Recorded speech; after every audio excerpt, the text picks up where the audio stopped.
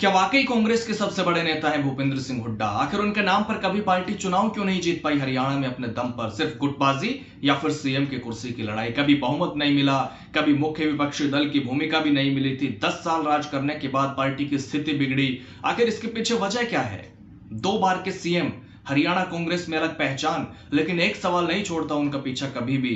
क्या हुड्डा के नेतृत्व में कभी पूर्ण बहुमत हासिल कर पाई कांग्रेस? और आज किस कांग्रेसी के नाम पर सबसे ज्यादा वोट है हरियाणा में? कौन है पार्टी का सबसे बड़ा जनाधार वाला नेता?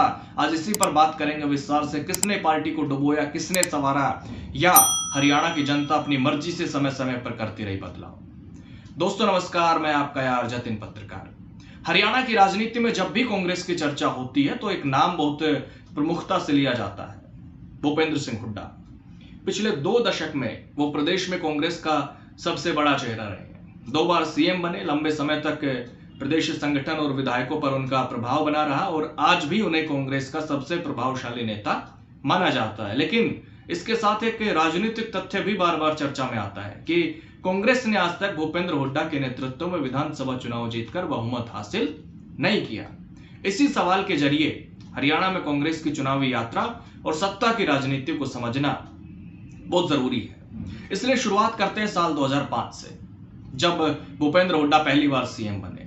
साल 2005 का विधानसभा चुनाव हरियाणा कांग्रेस के इतिहास की सबसे बड़ी जीत में से एक माना जाता है। उस समय प्रदेश में चौटाला के नेतृत्व वाली इनेलो सरकार सत्ता में थी। सत्ता विरोधी माहौल का कांग्रेस को बड़ा फायदा मिला और पार्टी ने 67 सीटें जीतकर प्रचंड बहुमत हासिल किया, जबकि इनेलो महज 9 सीट पर सिमट गई। हालांकि चुनाव के दौरान कांग्रेस का सबसे प्रमुख चेहरा भजन लाल थे।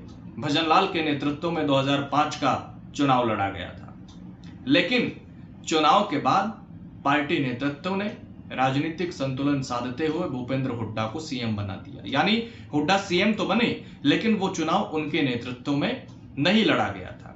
अब आगे बात करता हूं। 2005 के बाद चुनाव आता है 2009 का। 2005 से 2009 तक सीएम रहने के बाद भूपेंद्र सिंह हुड्डा पहली बार विधानसभा चुनाव में कांग्रेस का प्रमुख चेहरा रहे, लेकिन परिणाम 2005 जैसे नहीं रहे। कांग्रेस 67 में से सीधे 40 सीट पर आकर टिक गए। यानी पूर्ण बहुमत तो दूर की बात है, सरकार बनाना दूर की बात है, पूर्ण बहुमत पार्टी को नहीं मिला, 40 सीट पर आकर टिक गई, बहुमत से भी पीछे। हुड्डा के नेतृत्व में पार्टी बहुमत हासिल नहीं कर पाई। दूसरी तरफ इनेलो ने 31 सीटें जीतकर मजबूत वापसी की थी। हालांकि कांग्रेस ने हजका और निर्दलीय विधायकों के समर्थन से सरकार बना ली थी और हुड्डा दूसरी बार सीएम भी बन गए, लेकिन हुड्डा के नाम पर बहुमत नहीं मिल पाया। यही कारण है कि अक्सर ये चर्चा होती रहती है कि हुड्डा के नेतृत्व में कांग्रेस पहले ही परीक्षा में पूर्ण बहुमत हासिल नहीं कर सकी और अब तक उनके नेतृत्व में कांग्रेस सरकार भी नहीं बना पाई। खैर आगे बात करते हैं। उसके बाद 2014 का चुनाव आया और उस समय लगातार 10 साल सरकार चलाने का अनुभव रखने वाले नेता करीब 10 साल सीएम रहने के बाद हालत ऐसी हो गई कि कांग्रेस की मुख्य विपक्षी दल भी कांग्रेस नहीं बन पाई।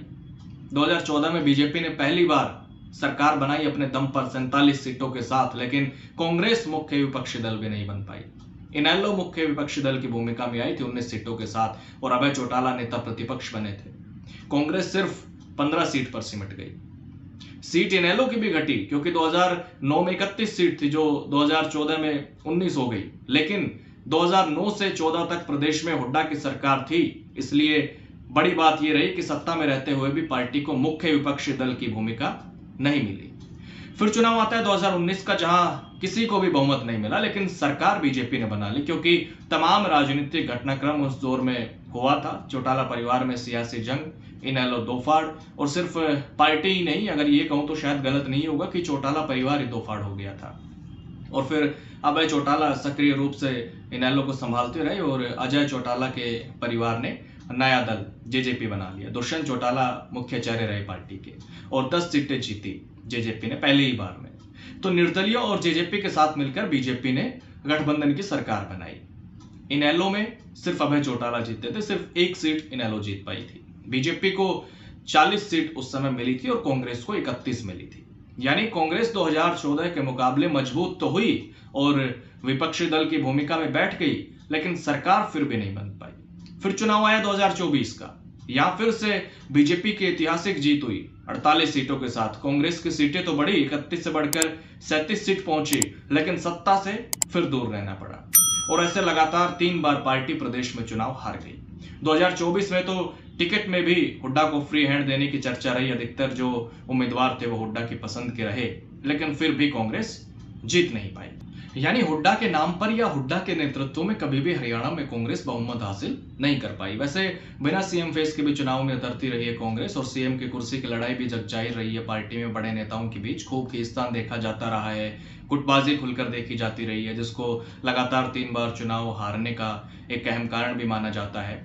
और अब भी पार्टी की स्थिति कैसी है वो सबके सामने है। नए नए प्रभारी अभी बनाए गए हैं संजय दत्त, उनके सामने भी चुनौती है पार्टी को एक साथ लेकर चलने की, सभी नेताओं के साथ तालमेल बनाकर चलने की, और तैयारी है अब 2029 चुनाव की। लेकिन देखते हैं कि कांग्रेस की गुटबाजी खत्म हो पाती है या फिर नहीं।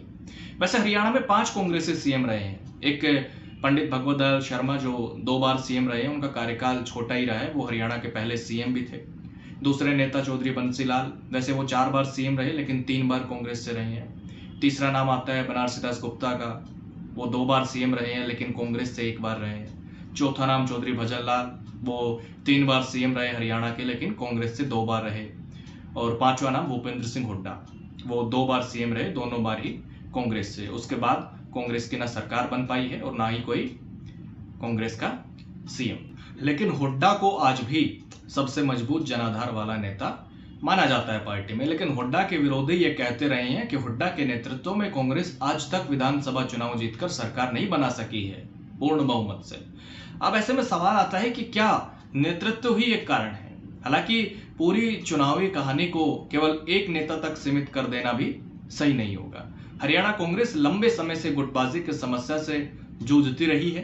प्रदेश के कई बड़े नेताओं के बीच नेतृत्व की प्रतिस्पर्धा खुलकर सामने आती रही। सीएम पद को लेकर अलग अलग दावेदारी, संगठन और विधायकों के बीच खींचतान और चुनाव के दौरान आपसी मतभेद ये दिखते रहे हैं। इसी वजह से कई बार चुनाव प्रचार के दौरान भी पार्टी एकजुट नजर नहीं आई। लेकिन अब नजर है 2029 पर, और तब तक क्या परिस्थितियां रहती है, क्या राजनीति में आगे होगा, ये सब भविष्य ही बताएगा। हालांकि आपको क्या लगता है, हरियाणा कांग्रेस में सबसे मजबूत नेता कौन है? अपनी राय आप जरूर दे सकते हैं। कमेंट बॉक्स के दरवाजे हमेशा की तरह आज भी आपके लिए खुले हुए हैं। नमस्कार।